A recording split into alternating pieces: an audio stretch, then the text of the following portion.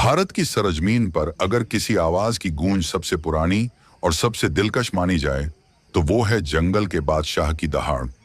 बाघ, एक ऐसा नाम जो रौब, खूबसूरती और वजूद की पहचान है।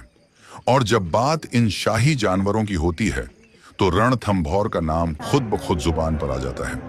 ये वही सरजमीन है जहां जंगल महज दरख्तों का नाम नहीं बल्कि कहानियों का एक कारवां है। इन्हीं कहानियों में एक दास्तान है, एक शख्सियत है, एक बाघ जिसकी चाल में नजाकत, आंखों में गहराई और अंदाज में रूमानीपन था। उसका नाम था टीचा, लेकिन जंगल उसे रोमियो के नाम से जानता था। रोमियो की पैदाइश भी किसी रॉयल घराने से कम न थी। उसकी माँ कचीदा की जानी मानी फीमेल बाघिन टी5 और उसके वालिद रणथंभौर के मुअज्जिज बाघ टी2, जिन्हें लोग इजरत से फादर ऑफ रणथंभौर कहते हैं, यानी कि खून में ही बादशाहत थी। बचपन में उसे अक्सर अपनी बहन टी8, जिसे लोग लाडली कहकर पुकारते थे, और टी7 के साथ जंगल के जोन 6, 7 और 8 में घूमते देखा गया। माँ की छांव से जुदा होने के बाद रोमियो ने अपने लिए एक नया आलम तलाश किया, जोन 4 और 5, जहां उसने अपना इलाका बना लिया। मगर उसका सिलसिला यहीं थमा नहीं। वो आगे बढ़ता गया, अपनी मौजूदगी आड़ी डागर, लकड़दाह, बेड़दा, सेमली, बकोला और अनंतपुरा जैसे हिस्सों में दर्ज कराता रहा। कई बार ये इलाके आम सैलानियों की नजरों से दूर रहते, लेकिन रोमियो जैसे शोख और दिलकश किरदार को छुपाना आसान न था। वो अक्सर कैमरों की पकड़ में आ ही जाता।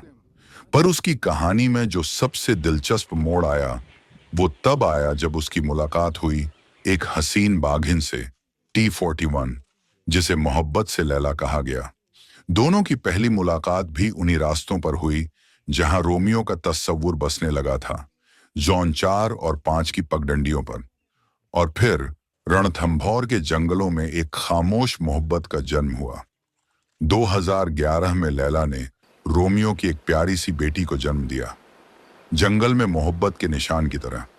लेकिन अफसोस, जंगल मोहब्बत की नहीं, ताकत की जुबान समझता है। साल 2014 में रोमियो के इलाके पर 2 नौजवान बाघों, टी74 और टी75 की नजर पड़ी। वर्चस्व की एक सख्त और खून खराबे से भरी लड़ाई हुई। रोमियो ने जान की बाजी लगाई, लेकिन किस्मत ने साथ न दिया। उसे अपना इलाका छोड़ना पड़ा। वो रुखसत हुआ चिरोली की तरफ, जहां जंगल गहराते हैं और आवाजें अक्सर खो जाती हैं। उसके बाद से रोमियो कभी कभार ही नजर आया।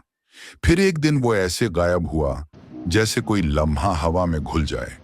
कोई अलविदा नहीं, कोई दस्तक नहीं। मगर कहते हैं ना, कुछ किरदार जुदा होकर भी खत्म नहीं होते।